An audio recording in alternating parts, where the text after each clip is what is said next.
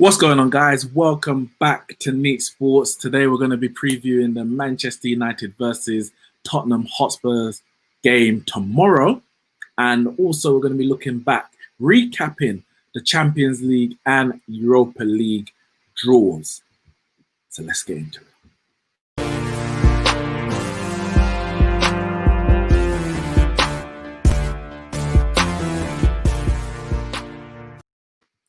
Before we go any further, make sure you hit the like button, hit the subscribe button if you haven't done so already. Share the video on all your social media platforms and follow us on all the other social medias. Big up Ryan Nichols in the comments. Yes, Manchester United tomorrow are playing Tottenham Hotspur in a big Premier League game. I mean, every game for Man United really is big right now. The mood around the club is horrible.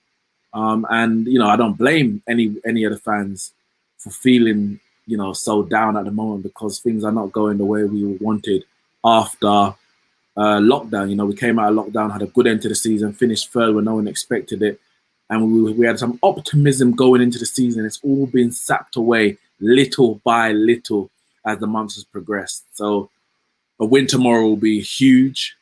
And there's obviously other business that we feel needs to be done between now and Monday, the transfer deadline. Whether that business gets done or not is another matter. I want to talk about the Champions League. So the Champions League draw, I've got to just put up on the screen here. Manchester United specifically, first and foremost, we have been drawn in Group H with Paris Saint-Germain, RB Leipzig, and Istanbul Başakşehir. And, you know, most fans, non-Man United fans, some even Man United fans, to be fair, were looking at it like group of death. We're not going to get out of group. Europa League, here we come. And I said the mood around the club ain't great right now. So I understand that. But you know what? This is why we're in the Champions League. We are in the Champions League to play the best. PSG got to the finals last year. They've got the likes of Mbappe, the likes of Neymar. We've beaten them before. That night in Paris, that Solskjaer's memorable moment as a Manchester United manager. You know, I guess his two greatest moments as Man United manager. One is as a player in the Champions League, and the other as a manager in the Champions League. Was in Paris. Yes, it was we didn't have Neymar, but the squad has changed and arguably improved since that day. No, arguably it has improved since that day. So we're playing PSG.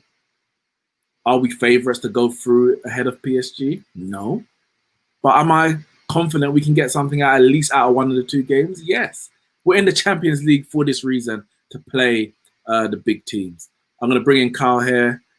We're just talking about the Champions League draw. As I said, Manchester United have been drawn with PSG, RB Leipzig, a Timo Werner-less RB Leipzig.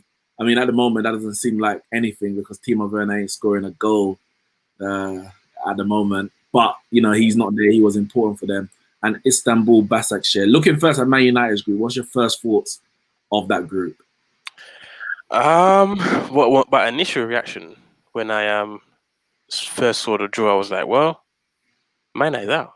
Man United's in Europa League. Like, Man United is out. Like, but realistically, thinking about it, like, obviously your main competitors are going to be PSG and Leipzig. Yeah. And Man United are a better team than Leipzig. So, in theory, on paper, you should go through. Even if it's a case of PSG beat everyone, win all 6 games. Like, as long as you better Leipzig, you should be okay. Like, you'll be all right. So, yeah, on reflection, from that initial draw, it's probably a bit rash, to jump in and say, "Oh, Man United is out. Man United's going back to Europa League."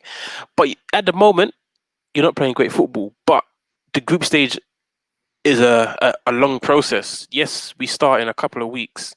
The first games start in a couple of weeks, but the very last games are towards the end of the calendar year. So yeah, it's a very long process, and teams' forms can dramatically change from one point to the next. Comment here from Ryan Nichols. Leipzig made to the semis without Timo.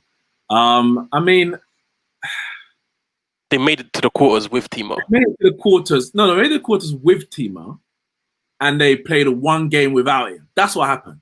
They played one game against Atletico Madrid. You know, good, fair enough. Good result without Timo Werner. But they made it to the quarters with him.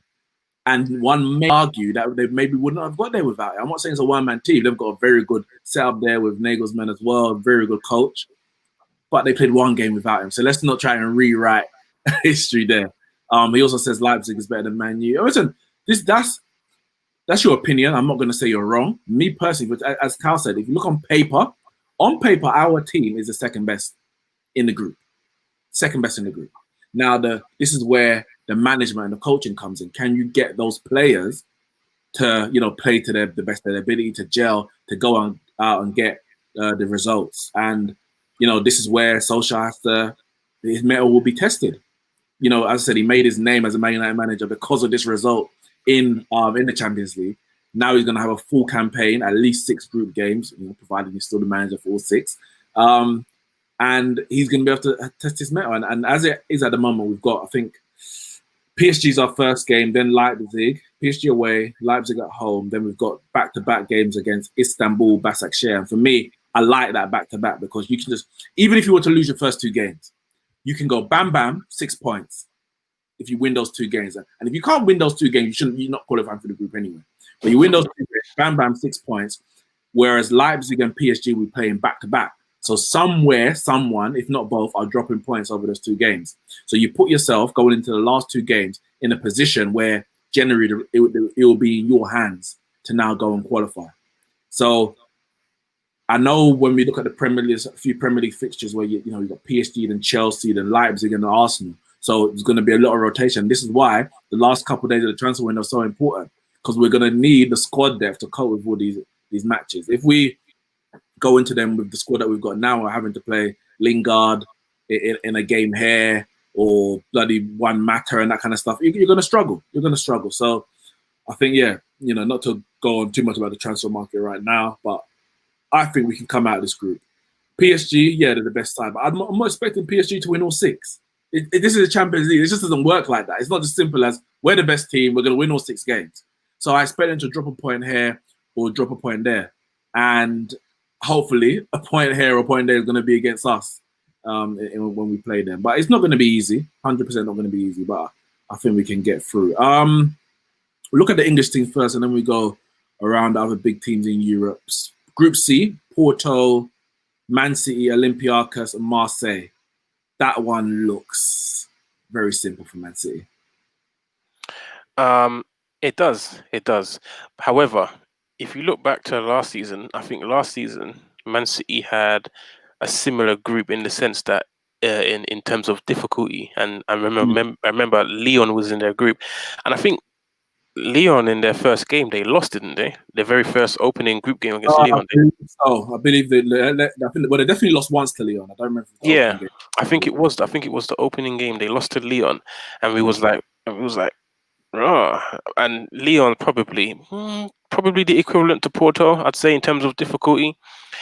However, if we look back how they performed in that group and how they performed over the course of the season and the Champions League, it wasn't that great. I think what Man City need to do is, yes, I understand you want to perform and you want to compete in every competition possible.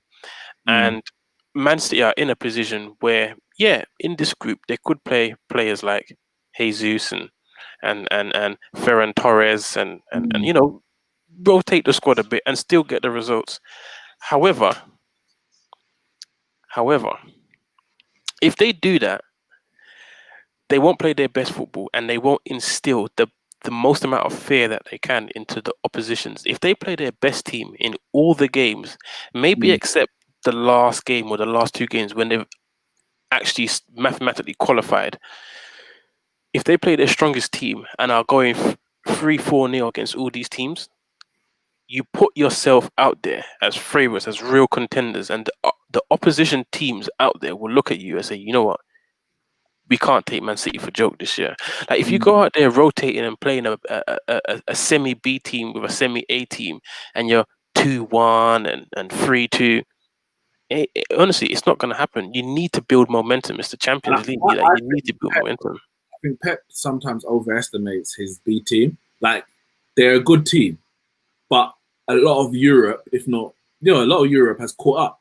They've caught up with them in the sense that you can't just put your B team out there anymore and expect to win like they used to. This ain't the all-conquering Man City of 2 years ago. Things have changed. A lot of players are older or have left, and the likes of David Silva, Vincent Kompany, and what's his name? Fernandinho's older. Aguero's getting more and more injuries. You can't just do that. So he has to show all the competition and all the opponents as much respect as possible in terms of his lineup and the way that he's gonna go out and play and treat every game like, this is, I won't say it's a final every game, but you play it like you would the intensity of every Premier League game, for example. 100%. Yeah, once you qualified, you win 3 games, first 3 games, maybe draw 10 points out of your first 4, then you can start rotating, and you look at the Premier League fixtures that you have around those games as well. Looking at Chelsea, Sevilla, Krasnodar, and Rennes. I mean, realistically they couldn't ask for an easier group. When you consider, obviously, all the English teams by Liverpool were in pot 2, so you could have got Bayern, Real Madrid, Porto, Sevilla, Zenit, Juventus, or Paris. To get Sevilla, which I know they won the Europa League, but to get Sevilla as your pot 1 in your group, I think Chelsea will take that. And the other 2 teams, I mean, listen, that's a guarantee. Not guaranteed, but it should be a guaranteed 12 points. If you don't get 12 points out of those 2, you ain't touching, you ain't sniffing the Champions League. I think Chelsea, for me, they're comfortable, and Sevilla will go through as well.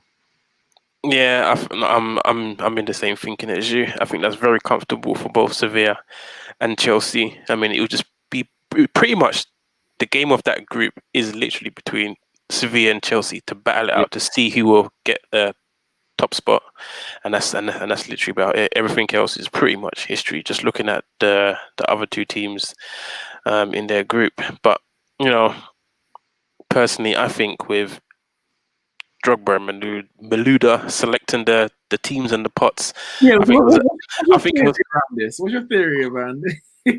Look, listen, this is what it is, right? Like this what happened. So I was watching the draw, and obviously pot A, because it was all the first teams. Whenever Drogba picked a team out, they went into the first group. So first team out, Bayern in A, then next team in B, C. Cool, I had no problem with that. It's calm. It's all random.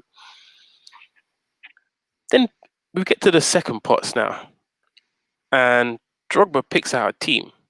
Now, it would be said that whatever team he picked out, for example, they would say, "Oh, this team is capable of going into pot A, B, D, E, and H." And then Malouda would pick a ball from his pot to decide which group they would go in. But before he did that, there was another person that went into the pots and took the balls out and put them in Malouda's pot. But it's like 8 different pots, and I guess they're labeled like A, B, C, D, E, F, G, H, right? Yeah. And he will take one from A, one from B, And Malouda is eyeing. I'm watching Malouda. Malouda's eyeing the guy up, seeing him picking them out, right?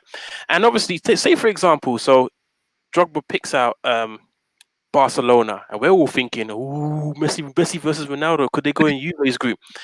Malouda's there eyeing the guy up, watching when he dips into Juve's pot to pull out, and he just keeps his eye on the ball. When he puts it down, picks it up, opens it, Juventus. I mean, that's foolishness. That's a fix. That's rigging it, man. Man. I can't agree with the way they did that, man. Some skullduggery going on there. Yeah, 100%. The guys out there picking the easiest teams for Chelsea. Nah. Sorry. We're joined by Ramsey just in time for this comment here. Moise Javed. Where is Arsenal? Where are Arsenal? That's what the fans want to know. Champions League and there's no Arsenal. What's going on? No comment. We'll get to the Europa League in a bit. And finally, the final English team, Liverpool. Now, Liverpool, Ajax, Atalanta, Midtjylland.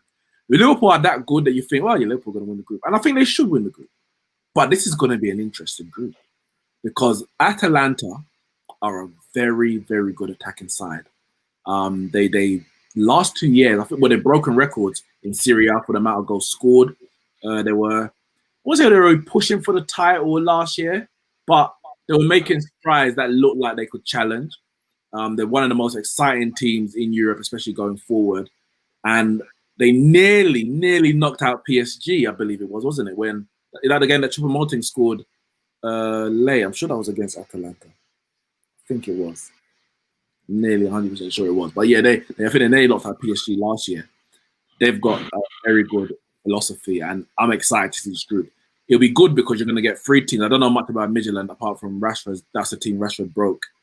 Kind of burst onto the scene, scoring his 2 goals in the Europa League. But all those 3 teams, at least Atalanta, Ajax, and Liverpool, are going to go and play football, going to try and score goals and win games.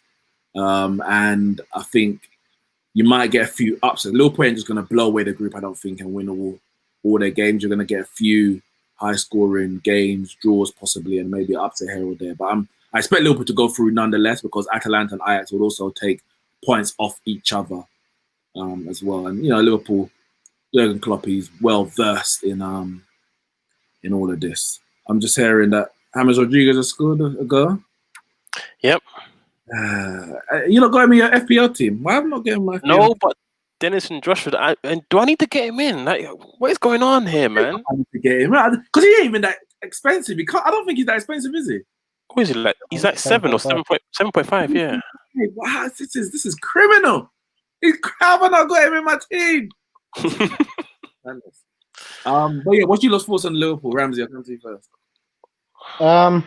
Yeah, I mean, it's a group you expect them to top. I think it probably suits them the way, especially Ajax and Atalanta play. They're going to be very attacking. They're not going to just sit on a low block, and I think that's probably, if anything, where Liverpool struggle to break down. So there'll be lots of spaces in behind in those 2 games. So you'd expect Liverpool to top the group, but then sometimes you take your eye off the ball and dropping points here, there, and everywhere. You never know, but they'll definitely go through. I think in that, and yeah, top in the group. This seems likely. Carl, what do you say? Yeah, I think they'll go through. I mean, they look like they're not easing up. That train is still rolling.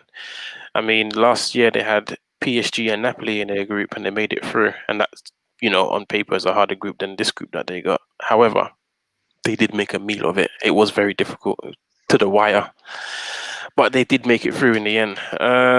But yeah, no, I think they got enough class about them, just to see them through. And I think they probably will top the group as well. I don't think Ajax are gonna be the same team that we saw 2 years ago, because a lot of the players have been bought now. We got Frankie at Barca. The right back, what's his name? He's gone to Barca. There's a couple of Dest he's gone to Barca. So there's a couple of their Johnny gone to Man United. So that's gonna impact them, because that was a couple of the few of their big players. So I don't think they're going to be as fretful as they were in previous seasons. But they're going to still try to play their same way, their same type of football. But I think Liverpool will manage it a lot better than previous seasons, just for the fact that they ain't got some of their big stars. I heard that. What other groups are interesting? You mentioned Group G, Juve against Barca, Messi against Ronaldo. You're excited to see that one? You know what? It's going to be interesting. It's going to be interesting. Them 2 facing off outside of La Liga, El Clasico. It's going to be interesting. I mean, we've seen it many times over the years, many times. I mean, it's just going to be another game for them too. But yeah, it'll be an interesting watch. But in terms of the group as a whole, them 2, 1 and 2, it's not too difficult. Like, that is the biggest game. And then apart from that, everything is just... It's just hearsay. Yeah. Group A, Ramsey, Bayern, Atletico, Salzburg. Are you expecting Bayern to top that group, or can Atletico do something there? Yeah, it's another one. You expect Bayern to top it. I don't even think Atletico have got enough to beat them. Really, I think the quality is just way too far right now for them. They've had a good draw there. Salzburg might be a decent game. But yeah, I still think Bayern will be confident to top that group comfortably. Yeah, and then we've got Real Madrid, Shakhtar, Inter, Mönchengladbach. That could be interesting for second place. I'm not gonna lie. I think Inter last year. Which group were Inter in last year? Could it end up in the Europa League? Was it in Spurs group? I think they might have been. It was Barcelona, Inter, Spurs. No. Okay, maybe.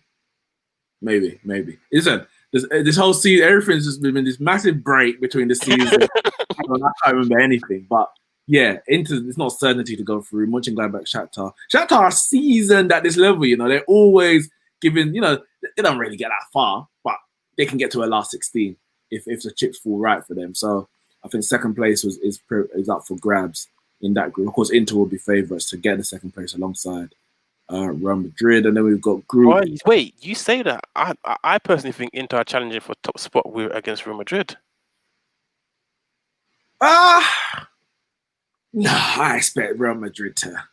Real Madrid looking very shaky at the start of the season. They don't look that good, I expect. Oh, Jordan Brussels Inter with Barca and Dortmund.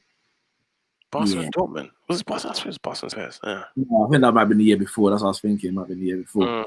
Okay. Nah, man, Real Madrid are topping that. This is Real Madrid we're talking about, man. Kings of Europe and all that. Don't let Liverpool fans fool you. They are the kings of Europe. Nah, man, Real Madrid. Surely. I don't know. We'll see. Group F, Zenit, Dortmund, Lazio, Club Brugge. Interesting group in terms of, this is like, you always get one of those groups where every other big team's like, damn it, I wish I was in that group. However, Dortmund are not going to be messed around. I know Dortmund are not going to have Sancho, guys. I know they're not going to have Sancho. But why is he going to be injured? Do you know something that we don't know? Yeah, he got a chest infection that might last all season. Nothing to do with transfer or anything like that. Come on. Oh. No. What were you thinking? That anyway. It's like Conte. Conte is a fraud in Europe. He actually is, to be fair. He has underachieved in Europe.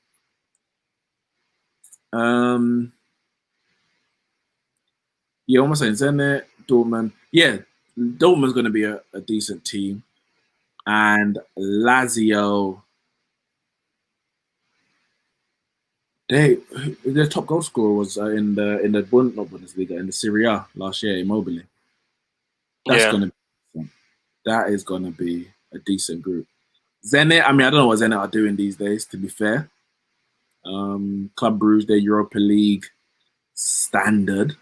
You will see them in and around there. I would expect Dortmund and Lazio to get through, and everyone's gonna be like, "Ooh, I want to get Lazio. I want to get Dortmund in the next round." Dortmund have to be respected, but they're not Juve, Barca, Real Madrid, Bayern. So that's a group where everyone eyeing up probably like, I wanted that group.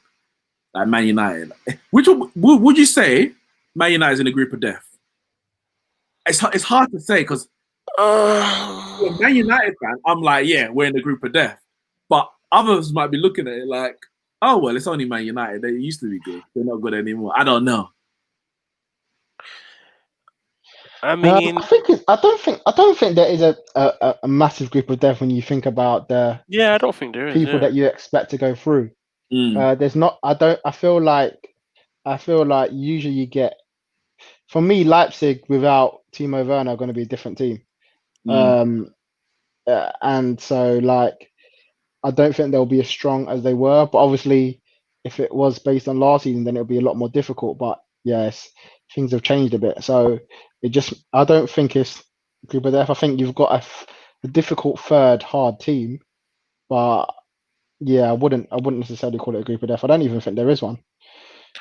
Yeah. Same. I don't think there is. Just looking at the groups. I mean, I'm assuming the groups are done in a way that how everyone's seeded.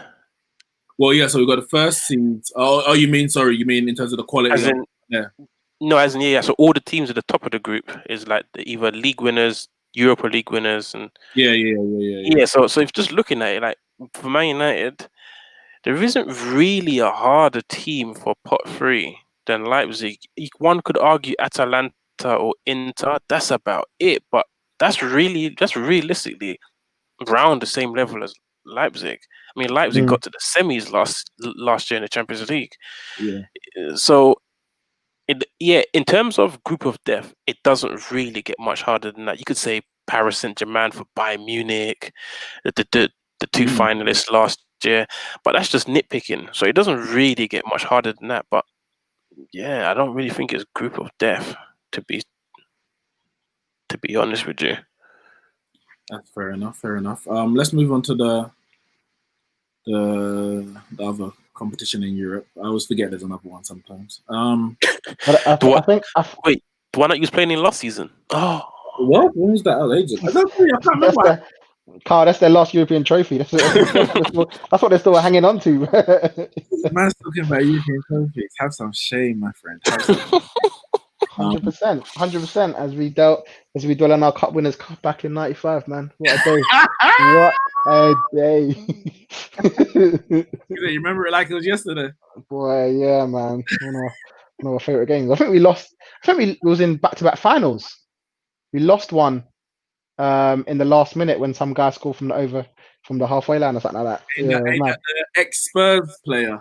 Yeah. His name, but the Spurs talk about that one. Spurs talk about it like they won it because he scored the winner in that one. Yeah. Well, just a thing to come. Yeah. So seasoned in Europe. Back European finals. We're looking at Arsenal's group, innit? Arsenal, Rapid Vienna, Molde. What are they gonna social Molde? And who? Dundalk. Ireland. Irish team. So you're not finishing what, second? I mean, obviously it's this that what that means is that second string, and I love it. The second string team. There's no real hard game there. So we can play a second string team in every game. If Pierre-Emerick Aubameyang touches grass, I'm disappointed. It should just be a run out for the lads, get them fit and ready for challenging for place in the start of the season. That's 6 games for Pepe, I guess, then, isn't it?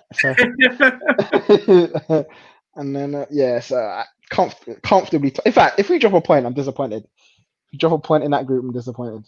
You'll be disappointed then because you will drop a point. I'll tell you that for a fact. Arsenal's going through. That's a joke of a group, to be honest. You got Roma, Young Boys. Yeah, that's a simple group. I'm trying to look. Rangers, Benfica, Standard Liège. Rangers will do very good to get out of that group because obviously Benfica, they're proven at European level. Standard Liège can't be just taken as mugs.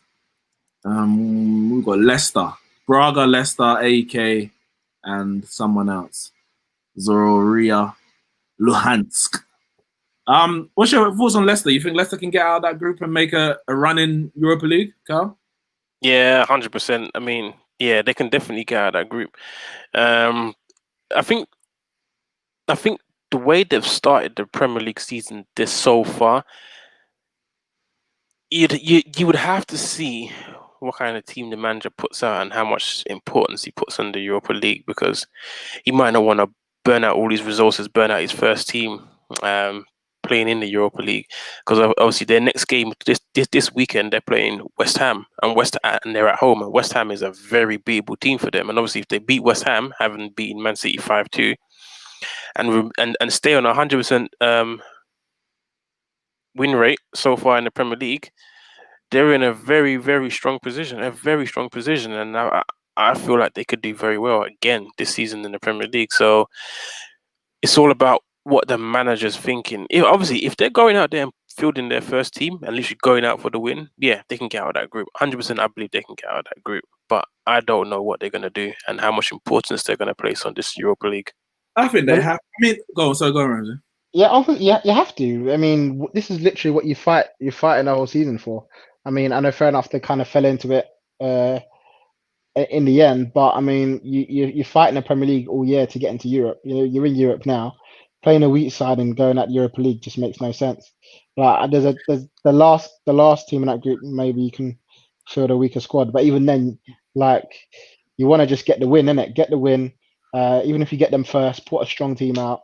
And if it means you drop a few points in the Premier League, so be it. Like, but you're on a run in the Europa League. I don't feel like unless they really believe they can get into the Champions League via the Premier League this year. Wait, so that means you do expect Aubameyang to touch pitch then? Leicester City. We got Leicester City. Europa League was always a given for Arsenal to finish in the season. It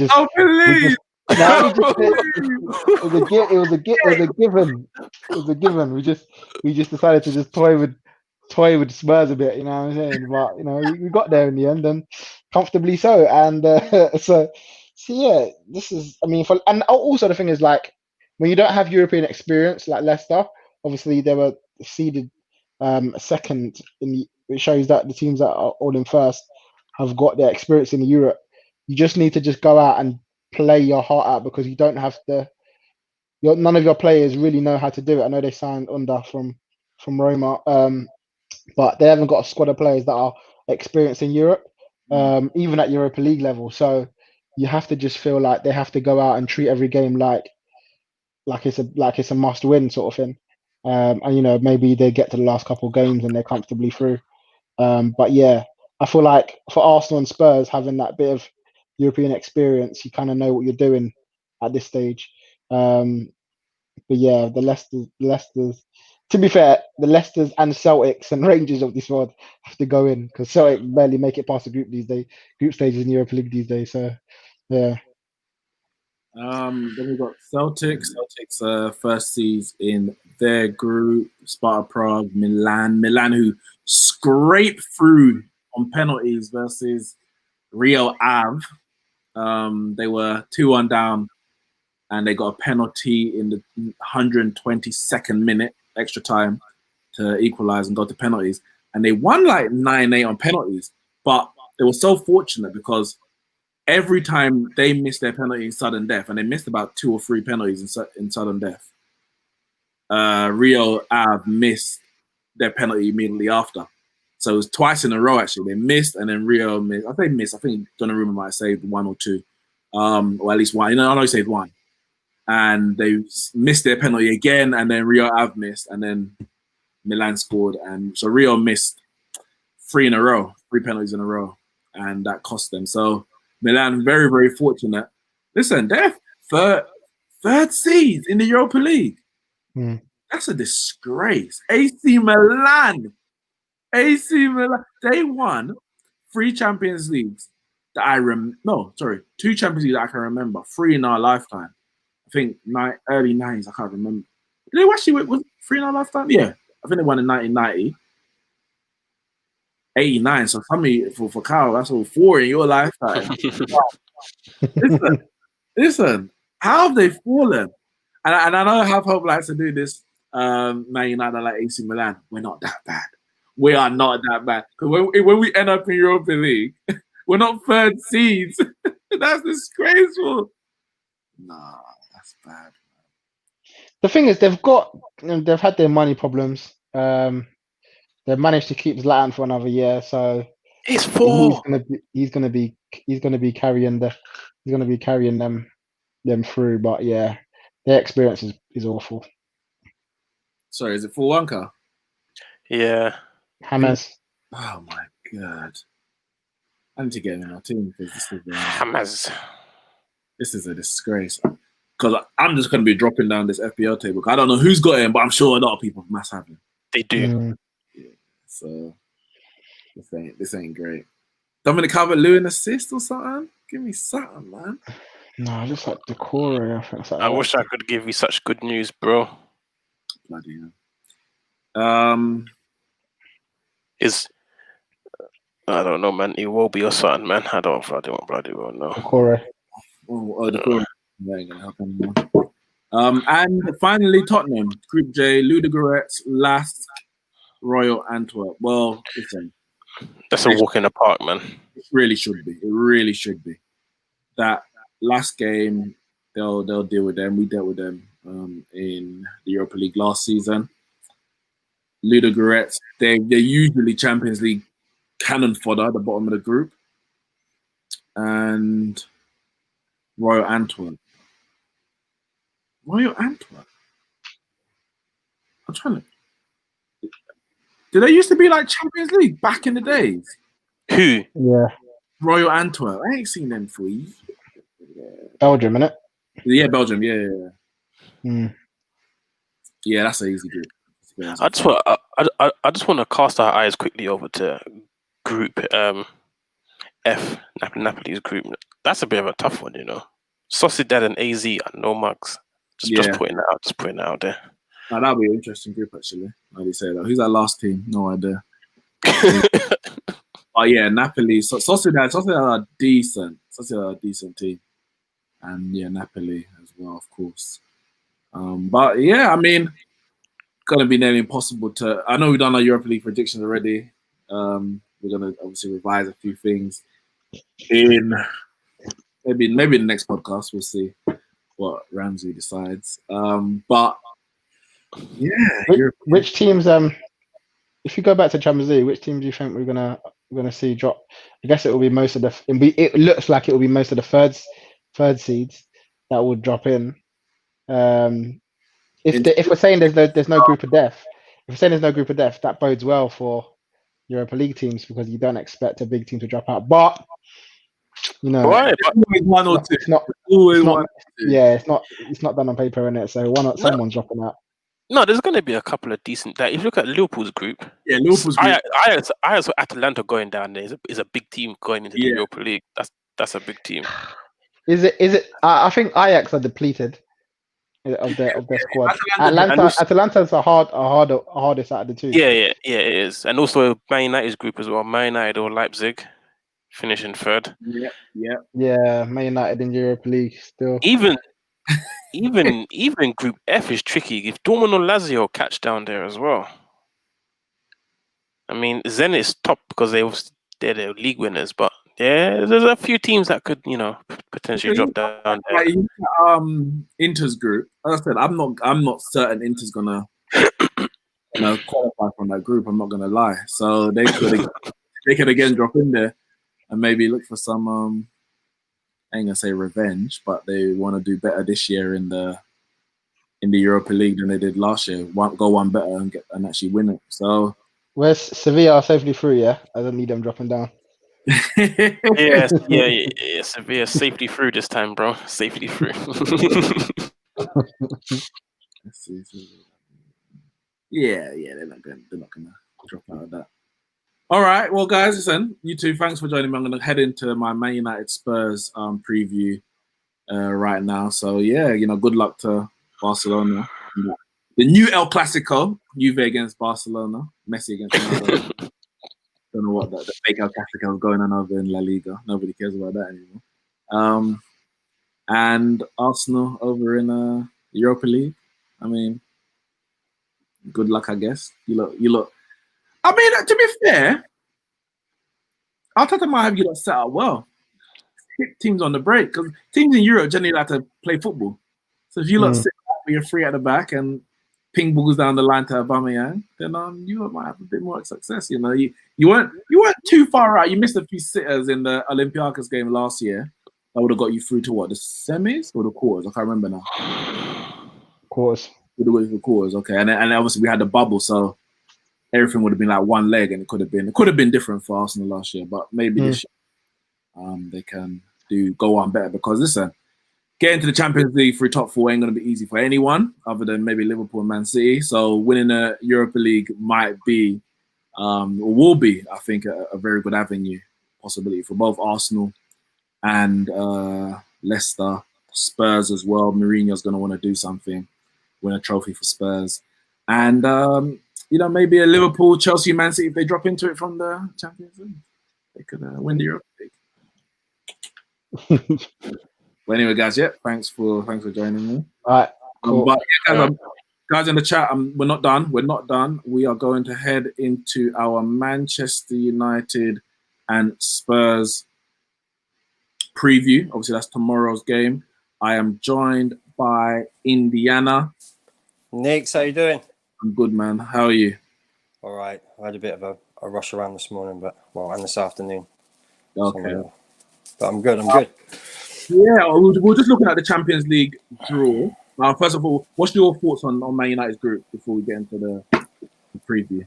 I think I said to you before, it's the group of death, but not for us. That's how I feel about it.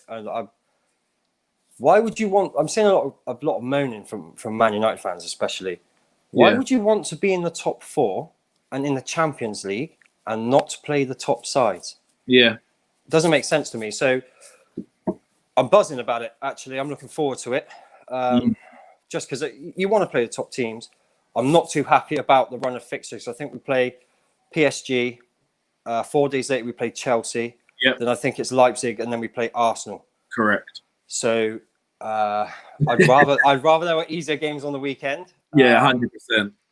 But that's the thing. I think how the fixtures fall is probably the most worrying thing, more than the fact that we're playing Leipzig and PSG, as you said. Because we talk about go to the Champions League. We need to test ourselves in the Champions League. Is this team good enough? If we end up with Zenit, Ferencvaros, whatever their name is, and I don't know, Lazio, and we get through, that doesn't test us. We don't know anything. We don't find out anything other than that we've qualified, and it's like, all right, at least we get further. At least we get far.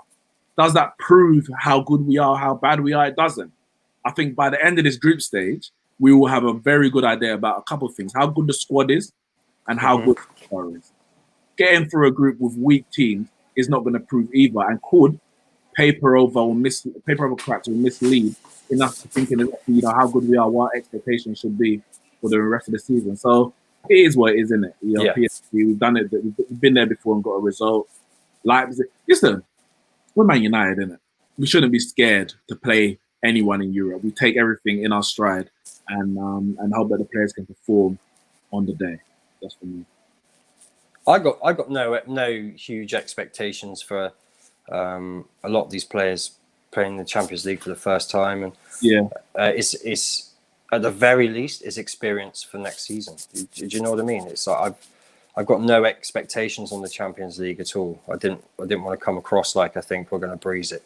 And there's a certain Chelsea fan that thinks he's going to walk the group, but it ain't for Chelsea. But the things with the Champions League is that anything can happen.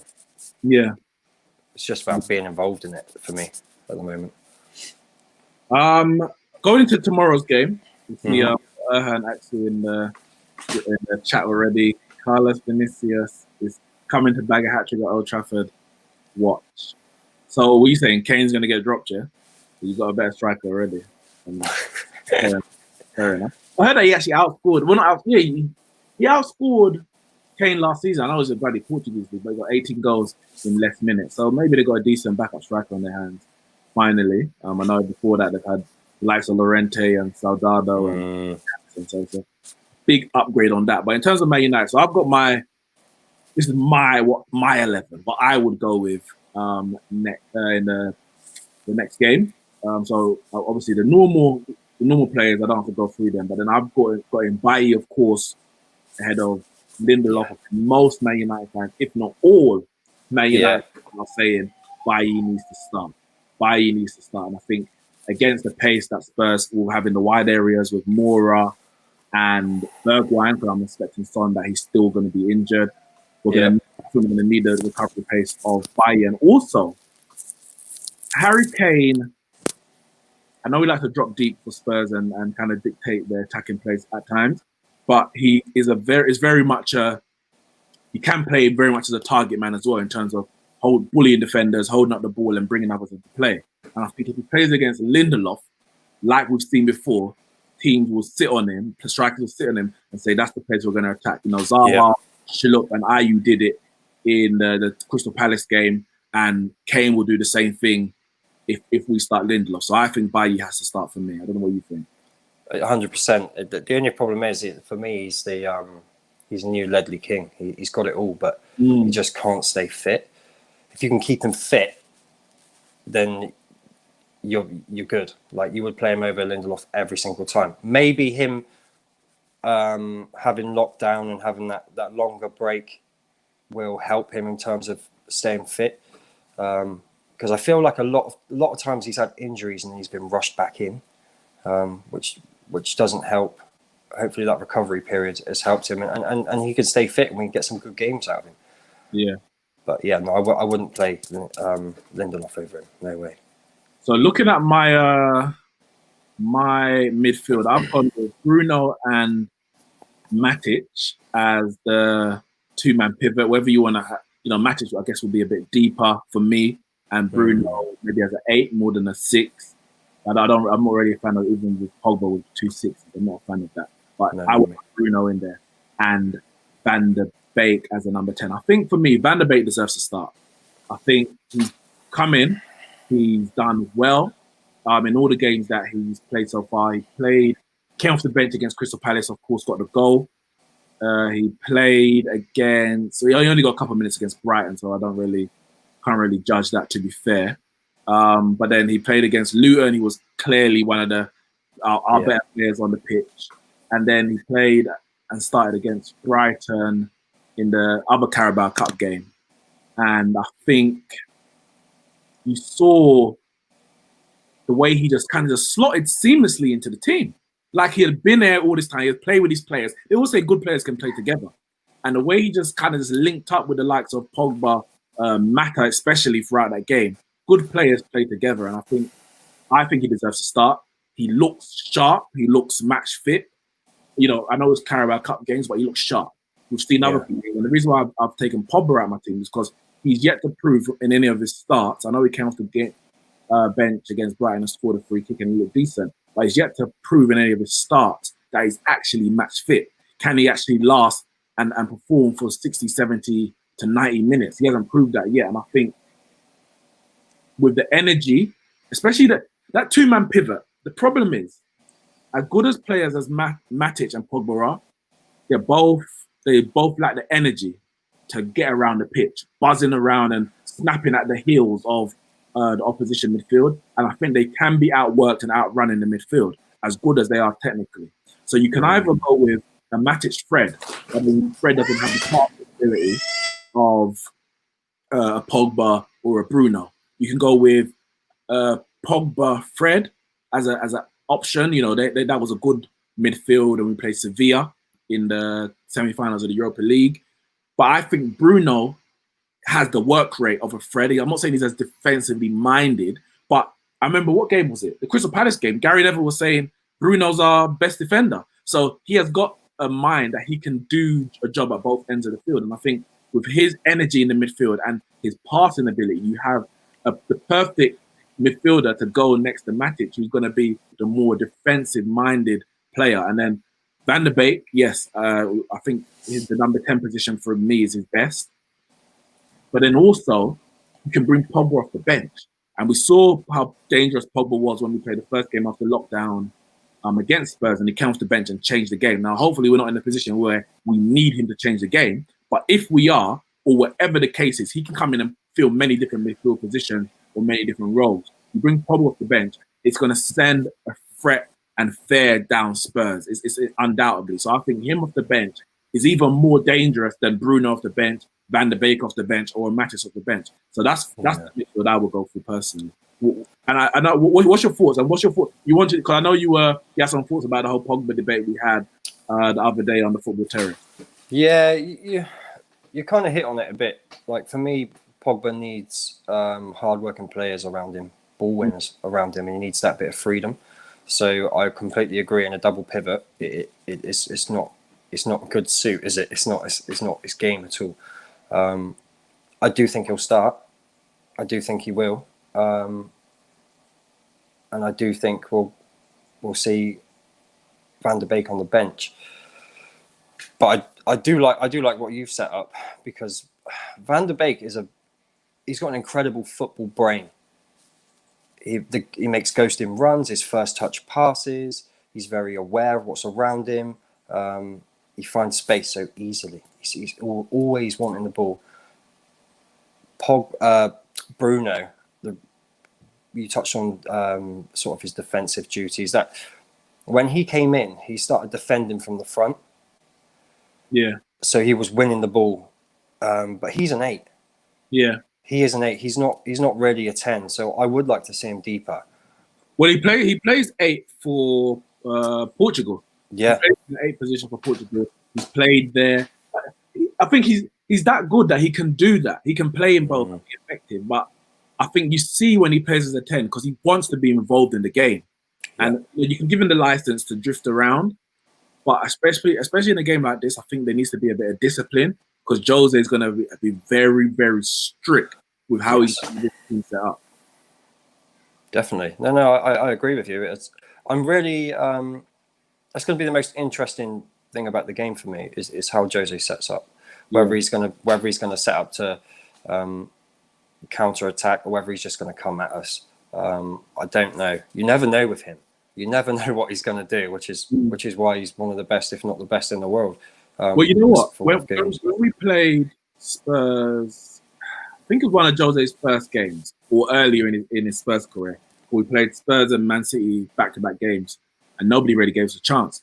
And I felt in that game, he opened up. Not opened up per se, but he came to attack us, which played directly into our hands.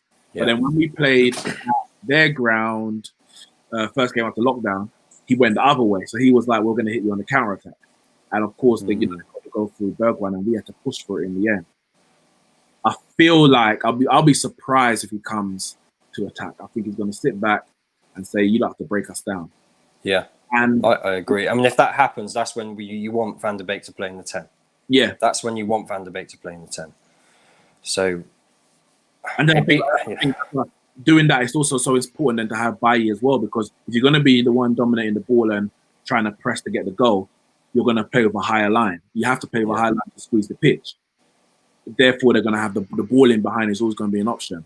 Now, obviously, we've got the pace of, and maybe, you might do it another way where you may put Bailly as a left centre back and Maguire on the right, just to cover the pace, because that means on the right hand side you have the pace of Wan-Bissaka and Bailly, but then on the left, Shaw and Maguire aren't blessed with pace. So maybe he might switch it. But I just feel that you need to have the pace to block the running from behind if you're going to play with a high line. Mourinho doesn't have to worry about that because he's probably going to be playing with a low block defensive setup. So they're not going to be really threatened in behind unless we're just hitting them on the counter from a corner or something like that. I think he's always going to have that covered. So I think for me this is the setup I would go with. I know some people are like, Pogba has to play, etc. It's not that I think Pogba has to play. No. I think he will play, and it wouldn't surprise me if Fred played. Yeah, it wouldn't surprise me. The thing, if you had Pogba and Fred, again, it gives you the balance that Matic and Fernandes does in one aspect. In terms, you've got the energy versus someone who's a bit more cool, composed, but not as what's the word? Not as mobile as the partner. I'm going to bring in Shane here, Man United fan, of course. This is my lineup, the one I've decided I think we should go with. What do you think Solskjaer is going to set up with against Spurs, and what do you want to see? I don't think he's going to start by. I just don't think he relies on him because of his fitness issues. I understand what you're saying with playing Bruno slightly deeper, but I don't think Ollie would do that. And plus, I don't know if he's got the defensive awareness to play that position, or if he can link up the play as well, because I think he wants to always get forward. When you watch Bruno, as soon as he gets the ball, he is not going to play it backwards or sideways. He's going to look forward, and look forward.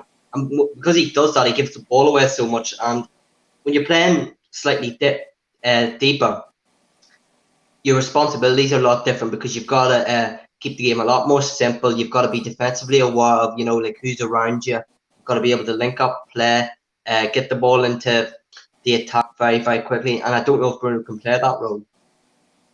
I think he can, and I think that's his best position. I think he's outstanding in that position. I know what you mean by playing forwards, but that's what I want to see from him. You know what you're getting from him. I don't have a problem with an 8 always looking forward as their first pass. I think two, especially with the back four, we're too sideways. We're too sides. Shaw always comes inside. Wan-Bissaka often comes inside. Maguire takes too long sometimes to actually release the ball. And then when you've got, I like Bruno's energy of when he gets the ball, he's always looking to go forward. And I think he can. He's not going to be as defensively solid as Fred, for example. But I mean, we're at home. We want a bit of creativity in that midfield. Pogba and Matic, I think you just get overrun. And Pogba doesn't seem I think Bruno would get overrun. His energy levels are so high, and he has actually got very good awareness. The Bruno effect when he came in was him defending from the front. That's what allowed us to play further up the field. He comes in, he closes down the passing lanes, he closes players down, and he plays balls forward. So he's also a hard player to pick up. He does it for Portugal. He plays the 8, and he is a number 8. I don't think he's going to start this formation, but I personally would love to see him in the 8. That's where he needs to be for me. I just don't think. Can I just counter that? Yeah, go on. You say he needs to play in the 8, and I understand why you're saying that. But because he's playing a lot deeper, do you not think he's going to try to commit forward a lot, like go forward and leave lots of spaces? And with Matic, who's not necessarily the quickest, do you not think that could leave us very open? Let me ask you, why don't you think he's disciplined? Have you seen him play in the 8 ill-disciplined, or is it just the way that you've seen him play in a 10? Because he's played in a 10, which has a bit more freedom. So what are you basing it on? I remember when we played Wolves at Old Trafford in his first game, and he played as a number 10 in the first 20 minutes or so. Then, because we had Pereira at the time, who's just garbage, we had to move Pereira to the number 10 and Bruno slightly deeper. In that game, I saw him give away a lot of fouls. Don't get me wrong, he on the ball, he was good, but I just felt off the ball sometimes he got overrun, and because of that, he had to bring the players down. One of the biggest problems, and the same can be said for Pogba, is that we are missing a CDM. Yeah. If you had a Kante in there, right? Do you know what I mean? Anyone next to him, that would be the best midfield for me in Europe. I really feel that. When Bruno's deeper, we play with three quick attackers most of the time. The balls from deep that he plays, especially on the counter attack, would just kill teams off. It would kill teams off. We need a defensive midfielder who has got the energy. So that's why, ideally Fred would be that guy, but I just don't think he's not disciplined enough to just sit in front of the back four. Matic is disciplined enough to do that, but he hasn't got the legs to get around as you need him to. A Kante, an Idrissa Gueye, Ndidi, a Partey, those are the kind of players who will do that. Even a Marco Verratti to an extent. Even a Decore for me. I see Decore. What about Alan? Alan, yeah, I would say Alan. Probably Alan more so than Decore. But someone who's got a discipline. Fred doesn't have the discipline. He dives into tackles too much, which then would leave the back four exposed if you miss it. And I think so. Him next to Matic can work in terms of solid. That's why I remember when Fred was looking at his best, it was him and McTominay. You have two players there to kind of cover each other in the sense if one goes in and misses it, there's someone else to cover, etc. Whereas if you're the defensive midfielder, you are that cover. There's no one backing up. Obviously, you got your centre backs, yes, but in terms of the midfield, there's no one backing up. You have to get that tackle right, or your defense is exposed. And I just don't trust Fred to do that consistently. So I mean, yeah, this is me. I can't. Can I see him doing this? No, because he's played Bruno in the 10 since he's been there. I'll be surprised if he went in. It's going to be a big game to make, because this will be a few changes. You'll bring in Bailly for one, you'll take out Pogba, and then you're changing Bruno Fernandez's position.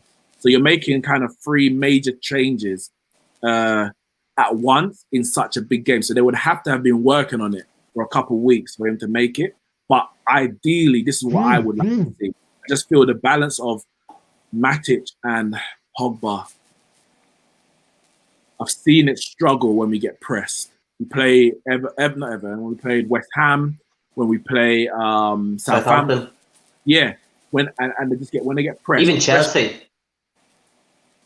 Oh, in the Chelsea in the FA Cup. Pogba didn't FA start Cup semi-final. But we were very vulnerable when they pressed us. Yeah. We were horrible. Absolutely horrible. And I think Pogba, he gets the ball from the back four, he turns, a man comes, he tries to use his body to shield, loses the ball, our defense is under pressure. I think we need to. Pogba has to be further up.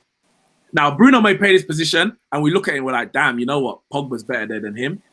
But what I can say is that Pogba and Matic in this as a two-man pivot, 6 or 8, whatever you want to, call it, it's not working. If it's a 4-3-3 and we're completely dominant and the teams are sitting back, then cool, we can have Matic sitting there by himself and you push Pogba. Like when we played the likes of Aston Villa, Brighton, Sheffield United after lockdown, we were on team. So Pogba was further up. But once teams started kind of pushing us back, then the whole Pogba, that right-hand side was struggling. Pogba, Wan-Bissaka, we weren't able to play out from the back properly. I just feel we need to change something. Because that's my biggest worry. Can I ask you something? Go on. What makes you think Bruno would do that role any better? Because I think Pogba's passing range really helps him in that role. I don't think Bruno's got the passing range. I think Pogba's passing range is better than Bruno, 100%. I think Bruno is more defensively. I think he will give more energy, more than anything, legs to be able to. So say he was to lose the ball, I will back him to go and win it back before I do Pogba. Pogba loses the ball and he has to get into his stride and before you know it. Whereas Bruno, like even we saw it in, what game was it? I think it was the Brighton game. Could have been, no, it might have been Palace actually. Bruno won the ball, gave it to Pogba. Pogba loses it. Bruno wins it back, gives it to Pogba. Pogba loses it. Pogba lost the ball and Bruno, who was further out the field, had to run back and win it back. So he hasn't got the passing range of Pogba. He may not be that we have to look at it and maybe he's not going to be as press resistant as we hope. But what I'm saying, based on what I've seen, I kind of know what I'm going to get from Pogba in that position, and I don't think it's going to work. And if you keep doing it over and over again, and it's not working, you just have to change something. And I've seen Bruno in the 8 for Portugal. I know it's it's not exactly the same style of play, etc. All of that kind of stuff in the opposition, that all matters. But he can play in the 8. So I think we need to, at some point, I feel we need to try him there. Because Pogba is definitely further forward. I understand that, but when he plays for Portugal, he plays nowhere near as deep. If he plays this position, he's going to be playing a lot more deeper. And I just don't know if he can, be defensively disciplined enough to stand in that position all the time. With Pogba. If you play tomorrow, for example, as I said to Indiana, I think Jose is going to sit back. He's going to sit back and look to hit us. Yeah, of course he will. So we're going to be the ones pushing. So Bruno shouldn't be sitting back in the number 6. He should be playing as an 8, just behind Van der Beek. But if we were to lose the ball or they're going to counter, I'm backing Bruno to get back more than I'm backing Pogba to get back in that same position. If Pogba's playing, you're going to have to say, you know what, Pogba, stay a bit deeper because you don't have legs to get back and track your runner and stop a counter-attack. Bruno might not hold that position as much as Pogba, but I will back him to retrieve a dangerous attack quicker than I would Pogba. That's the thing. For me, it's legs. It's all about the legs in that midfield. Because Ndombele is a bit unfit, but in terms of how much he can get around the pitch. But Højbjerg, Lo Celso, and you're going to get Kane dropping into that number 10. That midfield area is going to be congested, I think. Yeah, I understand, but that side of the pitch, you've got to remember as well, Wan-Bissaka on the ball, he does, once you press him, right, so you have a player who faces him up and a player who steps inside, deer in headlights, has no idea what he's doing. Tomorrow, it wouldn't surprise me if you see Lucas Moura press him, like really press Wan-Bissaka. When that happens, you need a player with legs to play in that side of midfield. Otherwise, they're just going to... Harry Kane will just pick up the holes. He'll just drop in the hole, pick up the ball there. That will happen a lot. So, Shane, what team would you go with then, Shane? If you were the manager, what would you go with?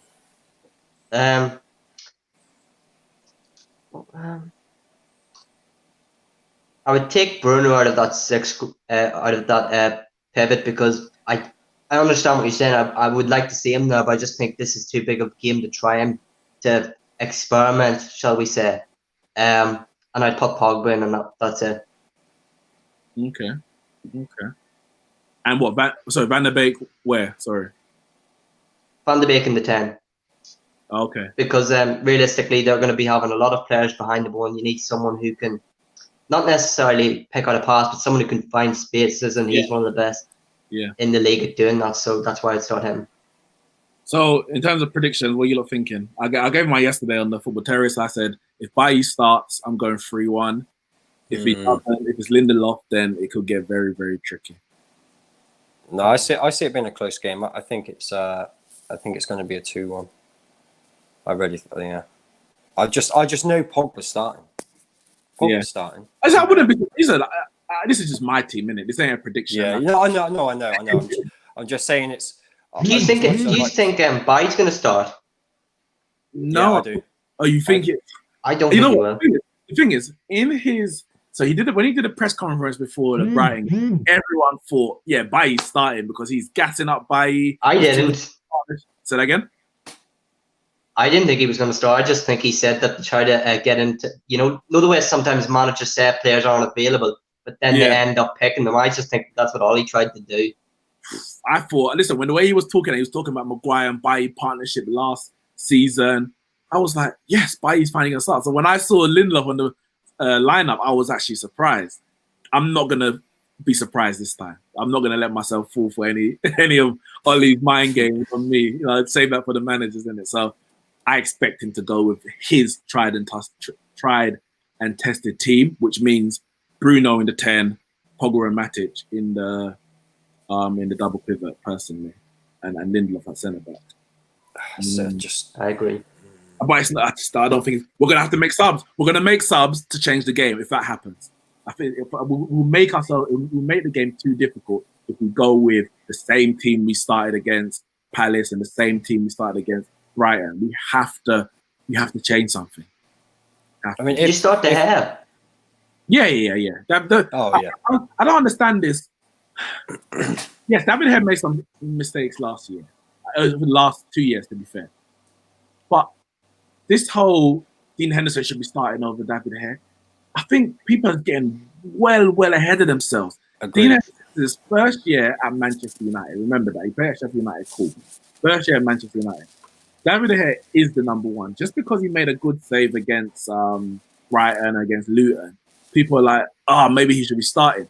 Okay, but what has David De Gea done in the first few games of the season to warrant being dropped? From the moment he was picked for the first game against Palace and saved the penalty, which should never have been, and it was overturned, I may have to take it again. He hasn't done anything wrong. So I just think it's his place to lose. And I don't think there should be a discussion until he makes a mistake. And I don't think he's going to lose it, because there's two positions where you have to be sharp, striker and in goal. That's all about sharpness. Dean Henderson is now pushing him. So we're either going to see Dean Henderson push and we get a great keeper in Dean Henderson, or De Gea steps up. If De Gea steps up, you don't drop an informed David De Gea. Doesn't happen. Like, he's a just world-class keeper when he's on it. And I think that's healthy competition. When we get a striker, watch how Martial plays. You'll see twice the player. You get a CDM, you watch how McTominay, for instance. I think McTominay would push even harder because he's a young player. It's all about competition in places, and that's the stage where Man United are now. Over the next few windows, I think if we get doing that. I think if we got Sancho, I expect Rashford to get 25 goals a season minimum. All competitions? Yeah, 100%. Yeah, I still think we're getting Sancho. I'm still on that. I'm still on it. I'm telling you now. There's too much noise. Neeks, stop. We are still getting him. I hope you're right. Okay, we are. Michael. Let's get this right, though. He is definitely not ill. That is BS. Oh yeah, he is not ill. He's not ill. Michael Zorc came out. I mean, it's Michael Zorc, and nobody really cares. But he came out with something today. Let me find it. It was actually another statement because the first statement he made, I think it was yesterday or the day before. For me, it was a bit. It didn't really say anything. He just said we're in the same position and we're going to be in the same position for 3 days. meaning if you pay the money, then he'll go. If not, he'll stay. So he said, Jadon Sancho is our player, and he's got a long-term contract with us. He was ill. There's no transfers reason. Oh, that's why Jadon is not playing. So that's what he said about that. There was another statement. Let me find it. 1 second. This mysterious respiratory problem. No, he mentioned something about him staying. I've lost it.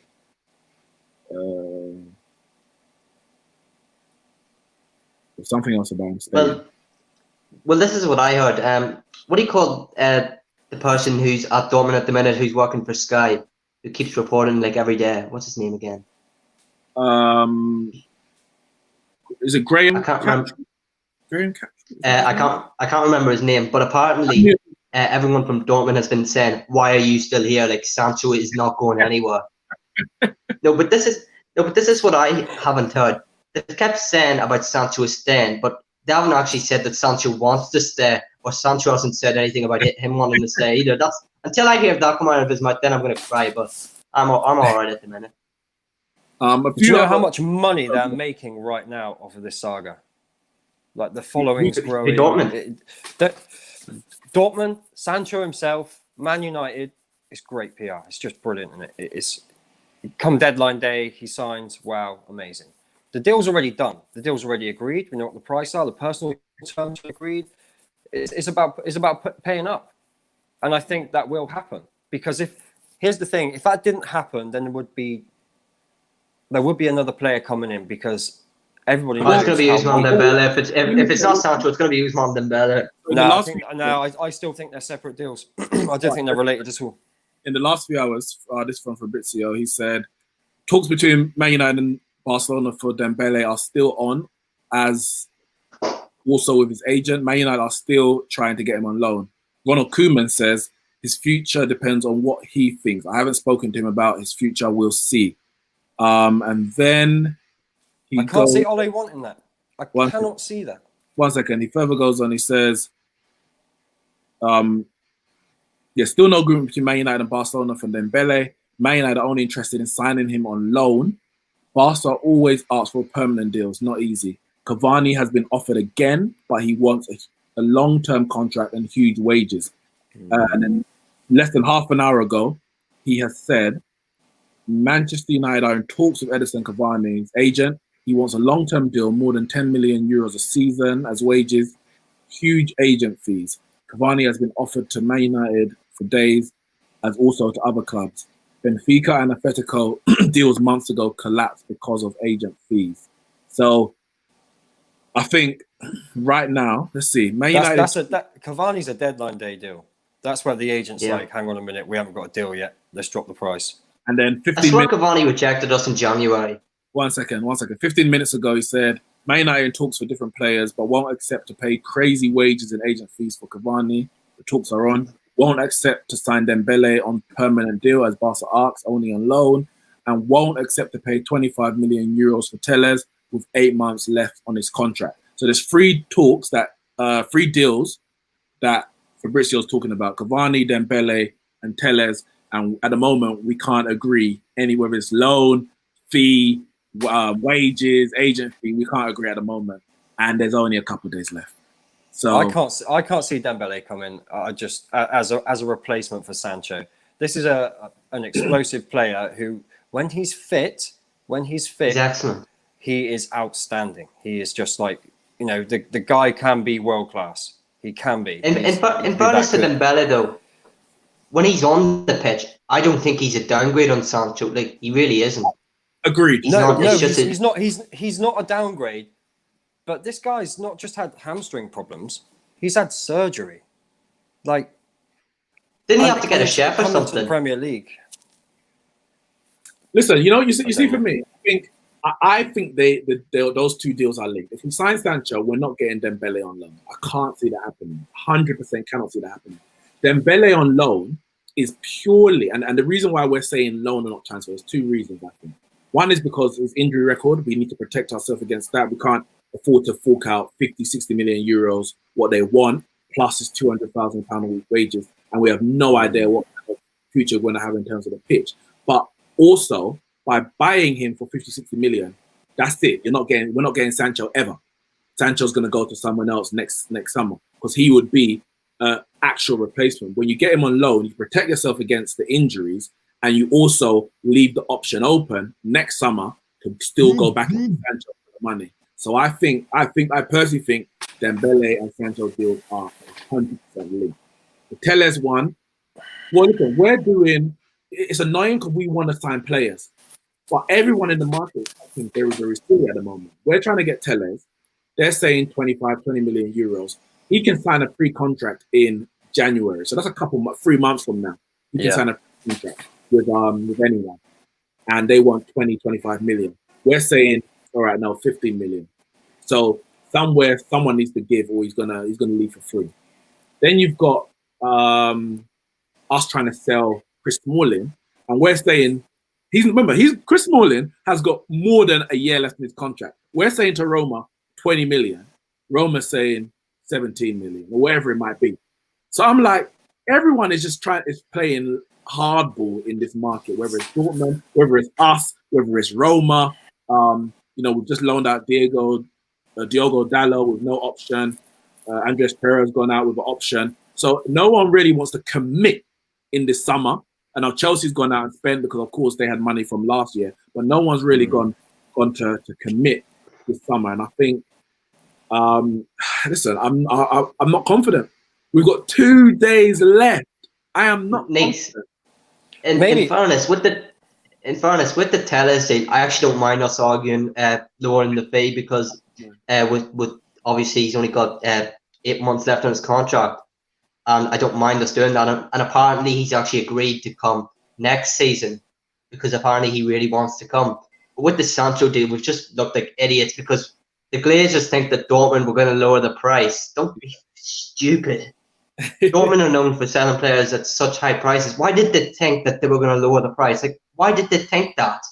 And I think once it came out that he had another year left on his contract, so 3 years, more than 2, that's another reason why they have no intention of lowering the price because it's now the deadline day. If it was 2 years left in his contract, maybe, because next year is 1 year and probably his transfer fee can nearly half, maybe 30% off, whatever. But the fact that he's got 3 years left, they're not going to lower his price. So I think it's been an absolute sham. In terms of Jordan Brown's comment, he says he believes he's coming to Manchester, but not for United. I don't think he's going back to City, especially not as long as Pep is. No, he won't go to City. I think he's talking about Telles, is he not? No, he said, but he's going back to City. If he comes to... They've got to be careful, Dortmund. He's going back to City, so he must be talking about Sancho going back to City. Okay. If Sancho's definitely going to leave, right? We don't know how COVID's going to affect the market. Germany will probably be a bit more secure than everyone else, but I'm talking about the buying clubs. So you don't know how that's going to go around the rest of Europe. So people are just assuming. People are just assuming that next year everyone's going to be in the market, and I'm like, well, no, because we still ain't got fans in the ground. So the Premier League clubs are best placed because the most of our revenue comes from TV. But a lot of the other big clubs in Europe rely a lot on fans coming in, or they just don't have the same TV deals that we have. So next summer, if Liverpool are going to go for him, they need to sell either Mane or Salah. Who's going to buy Mane or Salah? Because someone has to have that money. And if they're going to have the money for Mane or Salah, then that team may well go for Sancho. So who's going to be in the market? Man United, PSG, Man City. If Barca can get rid of Dembele, Coutinho, or Griezmann, then maybe them. But it's a big if. Who's going to buy those players for what kind of money? I think there's 3 teams who's got the money to buy Sancho, and I can rule out Man City. So then you're looking at PSG. I don't think he would want to go back to City. Yeah, exactly. So I can rule out Man City, which then leaves PSG and Man United, unless you have to get Real Madrid buying Mbappe, PSG then buying Mane or Salah, or Coutinho or Dembele, and then Barca buying one of Mane or Salah, and then Liverpool going and buying Sancho. You have to get like a 3 or 4 transfers, all linked for Sancho to then go elsewhere. Big up Footy Live in the comments. I'm not going to get you on today because we're going to wrap up the stream in a couple minutes, but we will get you on after transfer deadline. So I'll probably go. I think the transfer deadline was. I think it's about 11 p.m. on the Monday.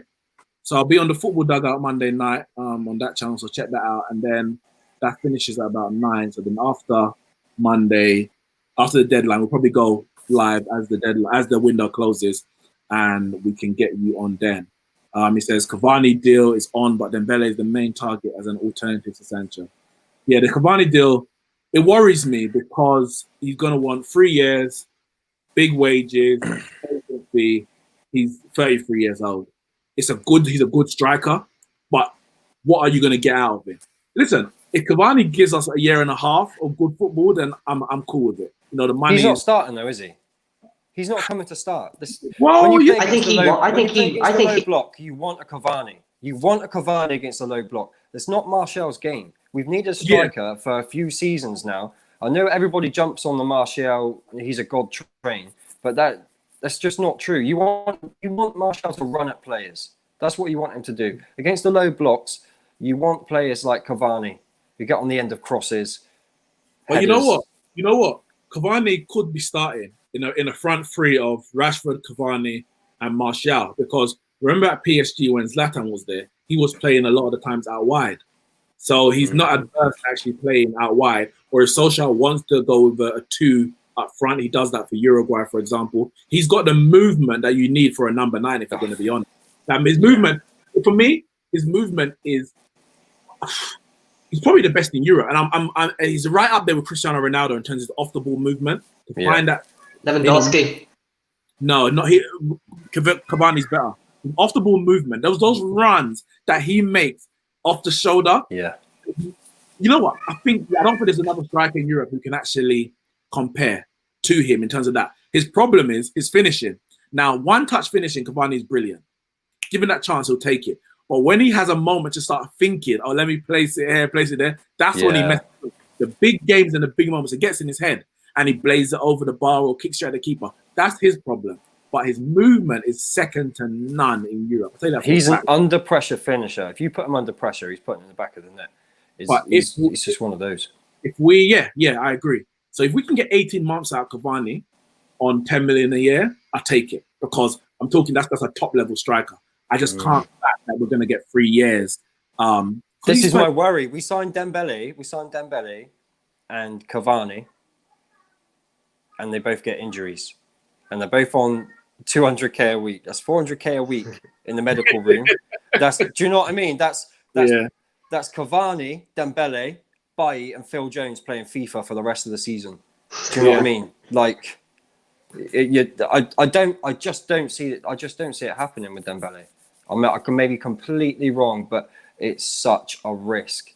That is a risky move. It's not a cheap deal. Do you know what I mean? I just think it's. I think they'd be looking into it as an option for a loan, but I still think Sancho's the number 1 target, and I do think the deal will be done. I do think it's going to be done. All the background stuff. Be done tonight. Yeah. This is crazy. I just think it's going to be done. I'm just. Yeah, it's fair enough. Too much noise. I'm not knocking you. I hope you are right. For all our sake, we need players. We need players desperately, because this is just ridiculous. But guys, and thanks for joining me, man. Big game tomorrow. Big couple days for Manchester United in the transfer market, and really what can set up our season. So I'm sure I'll have you two guys on again soon. Brilliant. Thanks very much. Yeah, will you be doing match reaction after the Arsenal and Dundalk game? Dundalk's not too far from me. It's not too far from me.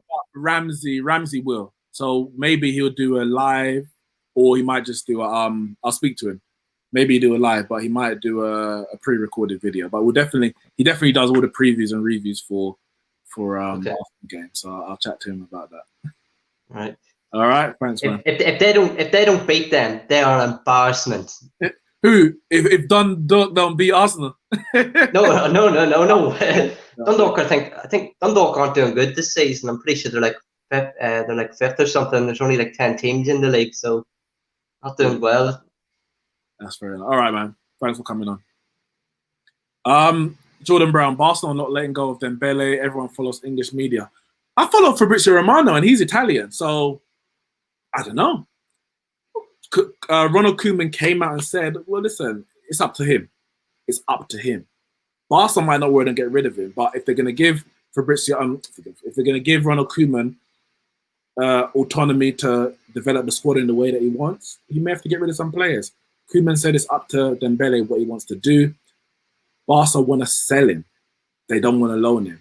So I guess it's a case of, well, if you want to get rid of him, you have to sell him because you want to go get in Memphis Depay or whatever other signings. A loan does not help Barca. All you're doing is getting some players off the wage bill, but you're not getting any money into the club. So it's not about English media. It's not the English media who are leading on this story. It's Fabrizio Romano, and he's in Italy. So we have to see what happens with that one. But guys, thanks for joining me, man. Hit the like and subscribe button, please. Turn the bell notifications on. As I said, we're going to be going live after we'll go live after the Spurs game on Sunday, and we'll go live when the clock is striking. I'm going to say midnight, but it's probably 11 p.m. I think on Monday, when the deadline day, when the transfer window closes, and we'll wrap up actually, not just Manchester United related, but all the major deals across Europe and the Premier League.